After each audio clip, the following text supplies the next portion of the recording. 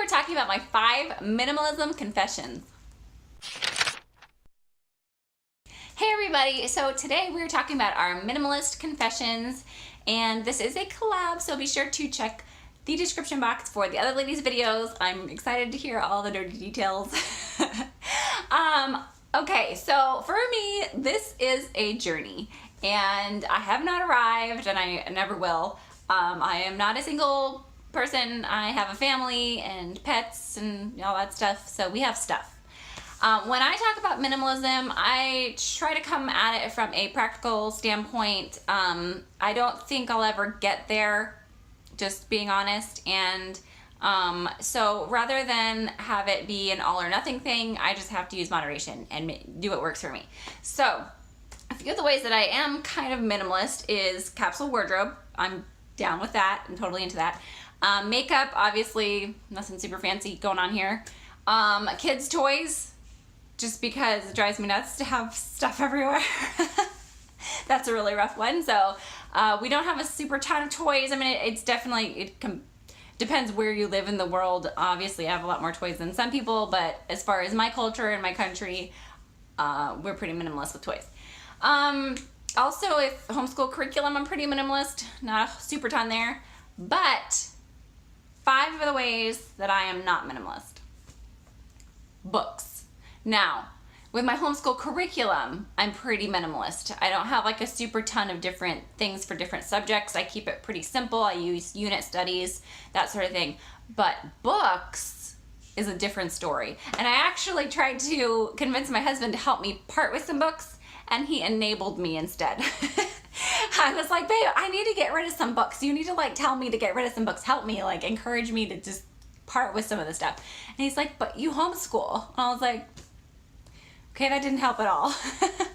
So we have a lot of books. My mom always had a lot of books. She's given me a lot of books. Books are a complete blessing, and I love them. And I believe that having books around is extremely important for kiddos, in my opinion, which, I mean, you could use a Kindle or whatever, and that you do you, whatever works for your family. For me, having books around, I catch all my kids reading books, you know, looking at the pictures or reading them all the time, and that blesses my heart. So books are number 1. Number 2, I don't know if this counts because it's not mine, but the garage has a lot of tools in it, but tools, I think, are another thing. Like books can be tools for learning, tools you can build stuff with. So this is actually more of my husband's thing than mine, but I appreciate that we have a lot of tools in the garage, and that's something that we as a family are not minimalist in. Kitchen tools. Again, tools. I think that's like the overarching theme here. I have a lot of kitchen gadgets, a toaster and an Instant Pot and a blender and a bread maker, but I use them all the time. I use my blender but just about every single day. So to me, those, again, tools are totally worth having around. If I didn't have the space for them, I wouldn't have the space for them. But since I do have the space for them and they save me time and I got a lot going on in my life, totally worth the space that they take up, in my opinion. Another thing that I guess is a confession is that it's hard for me to give things away if people have given them to me. And I realize this is a big thing. There's lots of articles on it, and I should probably read some more about it. But if someone's given something to me, I have a hard time getting rid of it.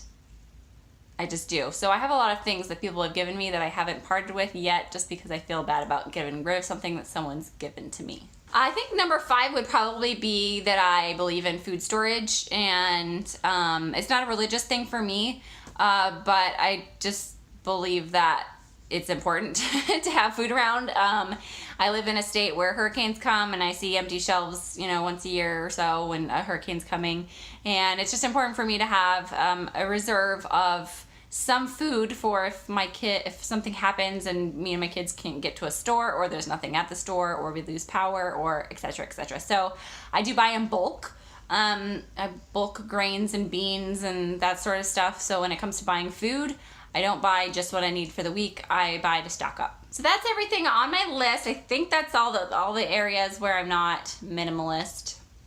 I feel like if you came to my house, you'd feel like I was minimalist until I took you into my closet and my garage, and then you're like, oh, you're not really minimalist. But the rest of my house is pretty minimalist. Maybe my pantry, I mean, I have like stuff. You know, I have stuff. I have stuff, but I'm working on it. And that's the thing. For me, it's not a I have arrived thing. It's a I'm on a journey, want to join me thing. So if you want to join me, click the subscribe button. I'd love to have you here in our community. I really want this to be a community and not just like a me thing. So join the community. Like this if you like the idea of minimalism, or if you like this video or whatever. Definitely check out the description box because I'm excited to see what everybody else has to say. And I will see you in my next video. Thanks for watching. Bye.